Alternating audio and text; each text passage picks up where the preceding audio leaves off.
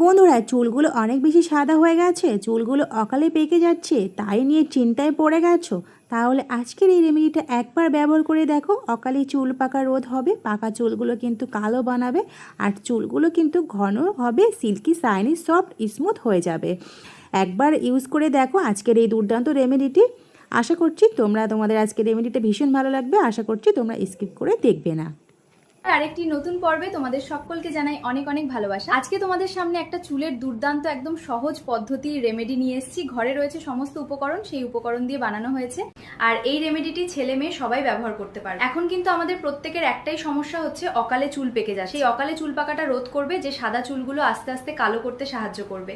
আর এখন কিন্তু আমাদের প্রচন্ড পরিমাণে চুল পড়ে যাচ্ছে, সেই চুলের ঝরা পড়াটা বন্ধ করবে, নতুন চুল গজাবে সাথে সাথে, এবং চুলগুলো সিল্কি শাইনি সফট হবে।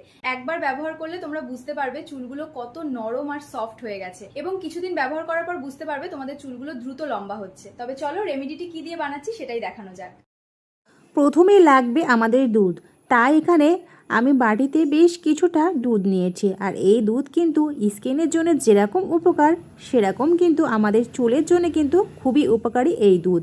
এই দুধে থাকে প্রোটিন, ভিটামিন, খনিজ উপাদান, যা চুলের গোড়া মজবুত করে তুলতে কিন্তু সাহায্য করে, আর চুল পড়া কমায়, খুশকি দূর করতে কিন্তু সাহায্য করে, চুলগুলো কিন্তু দ্রুত লম্বা করতেও কিন্তু সাহায্য করে, এবং প্রাকৃতিক একটা কন্ডিশনার হিসাবে চুলে কিন্তু কাজ করে, চুলকে কিন্তু নরম ও রেশমি করে তুলতে কিন্তু সাহায্য করে, আর অকালে চুল পাকা রোধ করে দেয়। নেক্সট যেটা দুধের মধ্যে ব্যবহার করছি, এখানে অল্প করে আমি অ্যালোভেরা জেল, কেনা অ্যালোভেরা জেলটা ব্যবহার করছি। তো তোমরা চাইলে কাঁচা অ্যালোভেরা জেলটাও দিতে পারো। তো দেওয়ার পরে খুব ভালোভাবে কিন্তু দুধের সাথে আমি মিশিয়ে নিচ্ছি।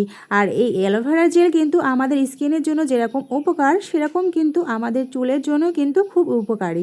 এই অ্যালোভেরা জেলে থেকে প্রচুর পরিমাণে ভিটামিন এ, সি এর মতো গুরুত্বপূর্ণ ভিটামিন, যা আমাদের চুলকে স্বাস্থ্যকর ও উজ্জ্বল করে তুলতে সাহায্য করে, এবং এতে থাকে খনিজ, অ্যান্টিঅক্সিডেন্ট, অ্যামিনো অ্যাসিড, এবং একটি প্রাকৃতিক কন্ডিশনার হিসেবেও কিন্তু কাজ করে, আর চুল পড়া কমায়, চুল গোড়া থেকে মজবুত করতে কিন্তু সাহায্য করে, আগা ভাঙা কমাতেও সাহায্য করে, অকালে চুল পাকাও রোধ করে, এবং পাকা চুলগুলো কালো বানাতেও কিন্তু সাহায্য করে এই অ্যালোভেরা জেল। এবার আমি খুব ভালোভাবে কিন্তু মিশিয়ে নিয়েছি। এবার আমি এর মধ্যে দিয়ে দিচ্ছি 1 চামচের মতো মধু। আমি এখানে খাঁটি মধু ব্যবহার করেছি, তোমরা চাইলে কিন্তু কেনা মধু ব্যবহার করতে পারো। এবারে খুব ভালোভাবে আমি মিশিয়ে নিচ্ছি।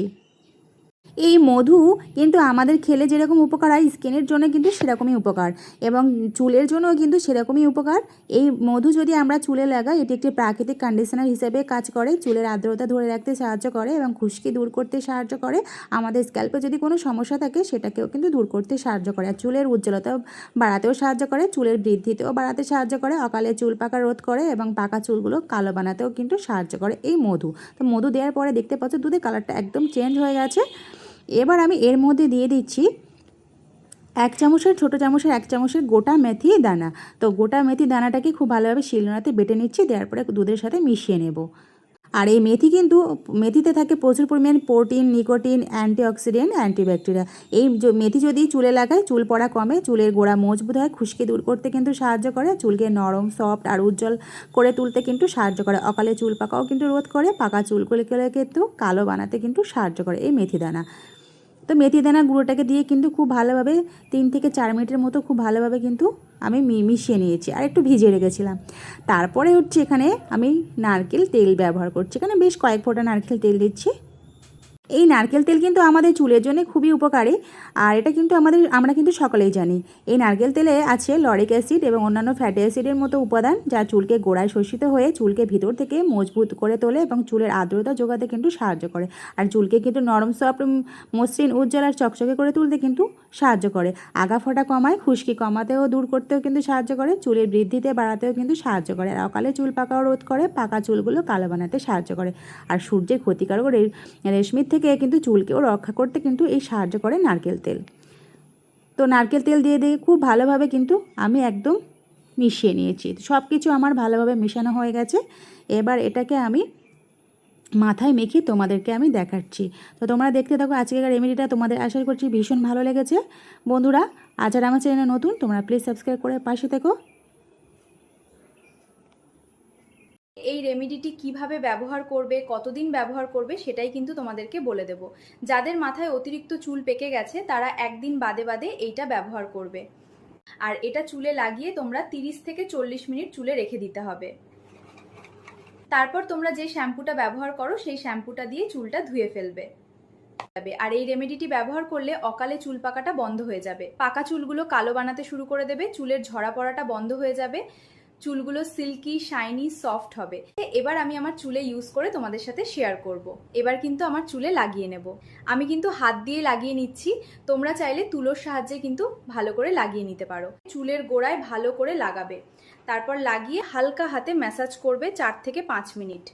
যত ভালো ম্যাসাজ করবে তত রক্ত সঞ্চালনটা ভালো হবে। 30 থেকে 40 মিনিট এই রেমেডিটি রেখে শ্যাম্পু দিয়ে চুলটা ভালো করে ধুয়ে তোমাদের ফলাফলটা দেখালাম। দেখো চুলটা সিল্কি ও শাইনি সফট হয়ে গেছে। রেমেডিটি কেমন লাগলো অবশ্যই কমেন্ট করে জানাবে। আজকের মতো এখানেই ভিডিওটা শেষ করছি। আবার দেখা হবে নতুন একটি ভিডিওর সাথে। তোমরা সবাই ভালো থেকো, সুস্থ থেকো আর নিজেদের খেয়াল রেখো। আর আমার চ্যানেল যারা এখনো নতুন, তোমাদের যদি আজকের রেমেডিটি ভালো লাগে তাহলে প্লিজ সাবস্ক্রাইব করে পাশে থেকো আর আমাকে প্রচুর প্রচুর ভালোবাসা দেবে। আজকের মতো এখানেই শেষ করছি, আবার নতুন একটি ভিডিও নিয়ে। আল্লাহ হাফেজ।